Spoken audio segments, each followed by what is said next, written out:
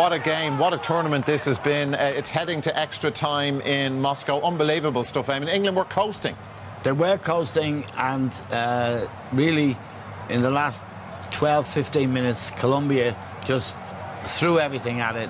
And I have to say, the shot that was stopped. Here it is. This shot was amazing. It was going right in the top corner. And then Jordan Pickford made an amazing save. This is a great shot. That's going in the top corner, and Pickford makes the save. And Mina, who Richard flagged before the match as a danger man, might win the Golden Boot. He's got 3 goals now, and that's unbelievable. Because England, for 75 minutes, were completely in control of the game and their temperament, but they just let the tempo drop and didn't manage the game. Eric Dyer coming on was not a good thing. He never gets on the ball, he never contributes anything, and they will be going mad on the England bench. Going mad. It becomes now, Richard, like this is a huge test of character, of the bravery we spoke about. As Eamon said, it was going so well for so long, and now we have this. Yeah, this is their first big setback, and how do they react to it? I think over the course of the match, they've used a lot of energy, England. They've done a lot of pressing, they've had a lot of the ball, and it's only the last 15 minutes really where Colombia have actually started to play.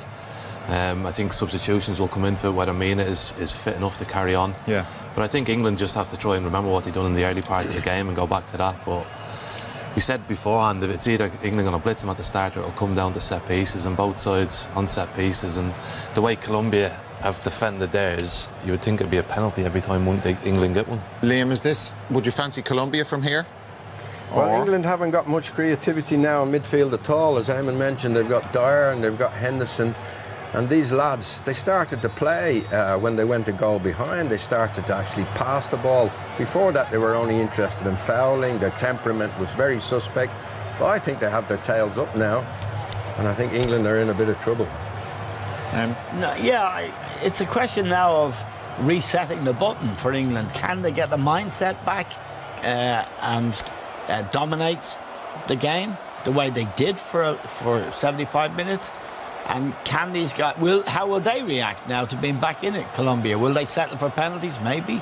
Will they keep going forward the way they did in the last 15 minutes? I doubt it.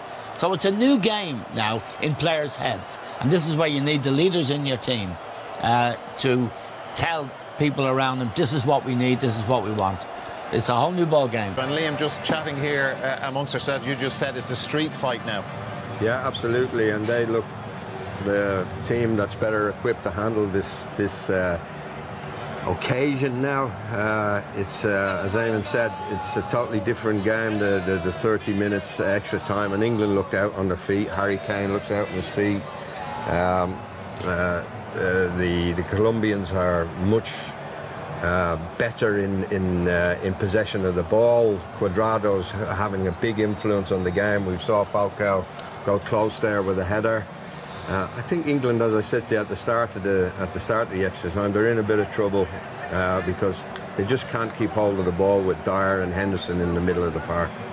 See James on the pitch down supporting his teammates. What's changed so dramatically, Eamon? Well, Colombia, with nothing to lose, went for everything and got it. They went, and now they're playing and enjoying it. They feel that, they're back in with every chance now, and from feeling lost and beaten, it's a mentality, really. Their mentality's good. As Liam says, this is a new game now, and all the plans beforehand don't matter. I think they're better street fighters, as Liam said, than England are. And I don't think Dyer coming on helps a bit. And neither does Walker, who's beginning to get off the leash a bit and be undisciplined. Yeah. Richard, the lads talking about fatigue with England. Like, should they not be fresher? Most of this team were rested against Belgium. Yeah, but it all comes down to what you do, what effort you put in on the night. I think for England, they play a very structured football. They do a lot of movements off the training ground and introduce them into their open play when they're playing freely. The game's not like that now. That's all right when the game's structured. The game is not structured now, and Colombia are moving in different variations, whereas England are trying to do the same thing, and it takes 15-20 minutes, and Colombia closed that off, and we've seen that today, and they've lost. They've no invention. No one seems to be able to make a decision on their own. They just look like they're lost at the moment, England. Liam, we're going to look at the key moment, the moment that changed everything, the Uribe shot and then the goal. Well, you're looking at Jordan Pickford being a huge hero for England. This is one of the best saves I've ever seen. That's in the top corner. Ever. Look how he manages to keep that ball out. Now that's up there with Banks in the 1970 World Cup. And this poor guy should have been known as the match winner. Instead of that, he has to face the ordeal of a penalty shootout because Mina was absolutely magnificent there with, look how high he climbed, over and above. Great header. Couldn't blame the goalkeeper, couldn't blame Trippier. But what a World Cup this is for drama. And Pickford, as I say, was going to be an English hero for all time with that save. And instead of that, he might end up on a losing team. I hope they don't end up, I hope he doesn't end up on a losing team, because I thought the Colombians for 65 minutes were out of order. They were only interested in making fouls, and they only started to play when England scored. So I think England deserved to win. I hope they do. Ospina, by the way, saved 3 out of 39 penalties for club and country. Didn't save the one tonight from Kane. Pickford saved 4 out of 23 for club and country. Maybe Pickford will be the hero for England. Yes, he might be. This is really a lot about goalkeepers and the whole issue of whether they stay on their line or come off their line. Absolutely. Whether the law is enforced in this situation, as it should be. And it hasn't been in this tournament, so there's a lot of pressure on the referee, and coaches have to make a choice along with their goalkeepers. What do I say to my goalkeeper? What you say to your goalkeeper, the way this is going in this tournament, is get off your line, narrow the angle. Richard, all the work that Southgate has done, you know, with this, someday England are going to win a penalty shootout. Maybe it'll be tonight, but in the World Cup they've never done it before. But all this stuff he did, the psychology, the studies, the psychology of penalties for the takers, for the goalkeepers, like, this is where you need to see it pay off, or England need to see it pay off. Yeah, definitely. They've not got a great record, and you can do everything like that. You can do all the psychology side of it. You can fake the walk up in training and all that stuff. But put them in this situation now. You could feel the pressure in the studio. Right? We were all nervous here watching it. No preparation for this. No chance. But it's one of those, you either become a hero or you hate it for the rest of your life, I suppose. Yeah, I wonder which end they're going to use, because you remember there were a couple of Colombian players, lads, scuffing the penalty up before Harry Kane took his penalty. It's the end to our right as we look at it from, and for you at home as well. So it's really bottle. Yeah. At the end of the day, you either have the bottle for it or you don't, and we'll find out. Ospina's not that tall now, Dara. So if they stick them in the corner, I think he's going to struggle to get them. And as Eamon said, he made a very good point. On Harry Kane's penalty, he came a yard off his line. Yeah. So the referee, will he learn a lesson from the other night and the penalty shootout? Who was it between Croatia and Denmark? There was a lot of well, there were a lot of bad penalties. So it shows you the nerves that's involved.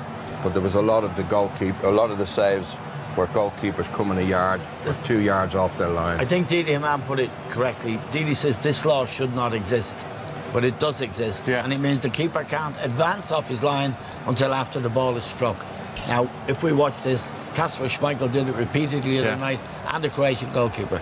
Let's see if it's enforced here, because the stakes are very, very high. Yeah, the assistant referee has a role to play in it as well.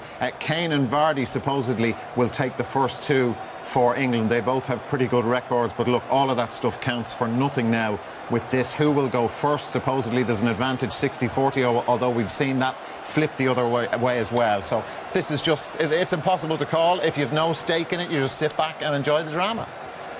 Absolutely, yeah. It's just, you're watching the match and it gets towards the end and we're just saying, oh, we hope it's penalties now, because it's so exciting in the penalty shootout. So nobody in England wants penalties. Well, but for us, for the neweral, it's a great finish to a very interesting match, and I agree with Liam. I hope England win. I think Colombia's antics throughout the match were awful. So, but yeah. Well, I like an underdog, so I hope England win as well.